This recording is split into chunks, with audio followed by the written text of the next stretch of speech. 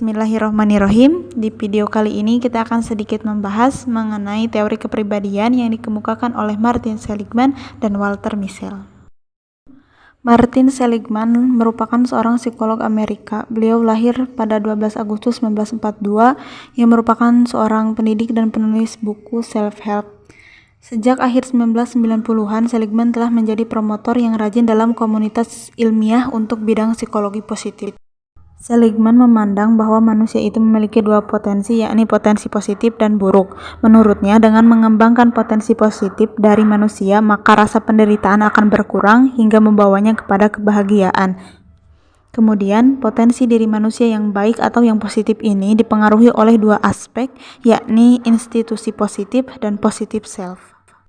Konsep bahagia menurut Martin Seligman dapat dilihat dari dua sudut pandang, yaitu definisi moral laden dan morally neutral. Moral laden menghendaki bahwa tolak ukur kebahagiaan adalah nilai-nilai moral yang pada intinya adalah kebahagiaan berpusat pada pelaksanaan kebaikan.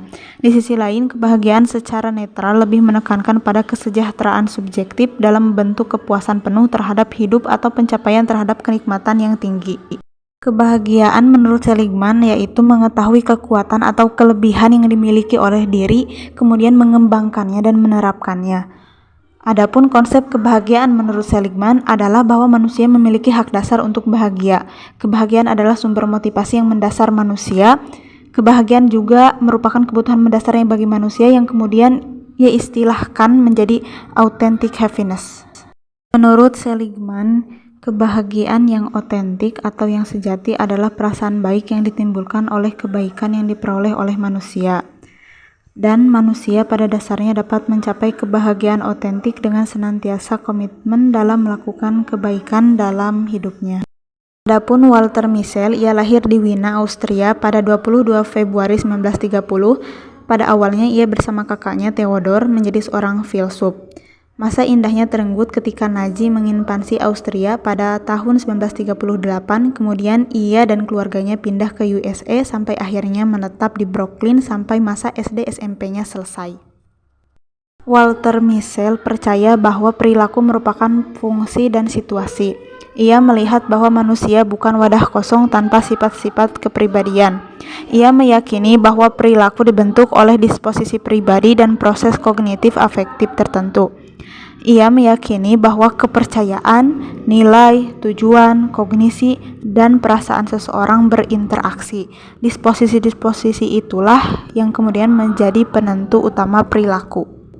Walter Mischel meyakini bahwa sistem kepribadian afektif kognitif yang disebut juga sistem pemrosesan afektif kognitif adalah penyebab keberagaman perilaku seseorang dalam situasi yang berbeda.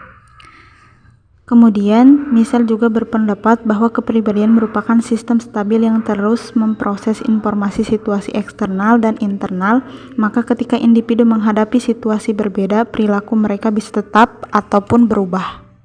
Mischel meyakini bahwa pengaruh relatif variabel-variabel situasi dan sifat pribadi dapat ditemukan dengan mengamati keseragaman dan keberagaman respons seseorang pada situasi tertentu.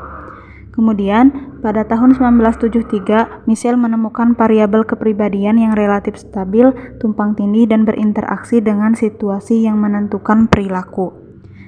Ada 5 variabel. Yang pertama, strategi pengkodean, yaitu cara manusia mengkategorikan informasi yang diterimanya dari stimuli eksternal. Manusia menggunakan proses kognitif untuk mengubah stimuli menjadi konstruk kepribadian mereka, yaitu cara mereka memandang diri, orang lain, dan dunia. Kemudian variabel yang kedua yaitu kompetensi dan strategi pengaturan diri. Keyakinan terhadap apa yang bisa dilakukan berkaitan erat dengan kompetensi, mengacu pada susunan luas informasi yang diperoleh manusia. Kemudian yang ketiga yaitu ekspektasi dan keyakinan. Dari pengalamannya, manusia belajar mewujudkan perilaku tertentu yang mereka harapkan. Kemudian yang keempat yaitu tujuan dan nilai, yaitu nilai, tujuan, minat, dan kompetensi adalah unit afektif kognitif yang paling stabil. Kemudian variabel yang kelima yaitu respon-respon afektif. Respon afektif mencakup perasaan dan reaksi fisiologis lainnya. Konsep kognitif tidak terpisah dari afektif. Terima kasih telah menonton video ini. Mohon maaf apabila banyak kekurangan dan ada kesalahan. Sekian dan terima kasih. Wassalamualaikum warahmatullahi wabarakatuh.